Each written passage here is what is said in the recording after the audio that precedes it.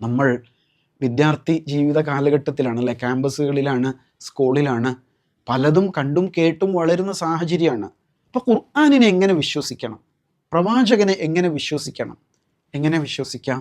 കൃത്യമായ ക്ലിയർ എവിഡൻസിൻ്റെ അടിസ്ഥാനത്തിൽ, പ്രൂഫിൻ്റെ അടിസ്ഥാനത്തിൽ മാത്രം വിശ്വസിക്കണം. അതിനെന്താ വേണ്ടത്? പഠിക്കണം, മനസ്സിലാക്കണം, അല്ലേ? ആളുകൾ പലതും വിളിച്ചു പറയും, അയാൾ അങ്ങനെ പറഞ്ഞല്ലോ, ഇയാൾ ഇങ്ങനെ പറഞ്ഞല്ലോ, അപ്പോൾ ഏതായിരിക്കും ശരി എന്ന് മനസ്സിലാക്കാൻ കഴിയാത്ത അവസ്ഥ ഉണ്ടാവും. അങ്ങനെ കൺഫ്യൂഷനിൽ അകപ്പെടുന്നതിന് പകരം പ്രൂഫ് പരിശോധിക്കുവിൻ.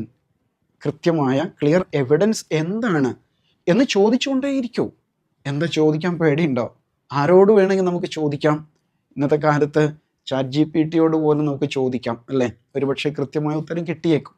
ഏതായാലും അന്വേഷിച്ച് കണ്ടെത്തുക. ഒരു കാര്യത്തിലും അന്ധമായ നിലപാടുണ്ടാകരുത്. അതാണ് ഏറ്റവും ശ്രദ്ധിക്കേണ്ട വിഷയം.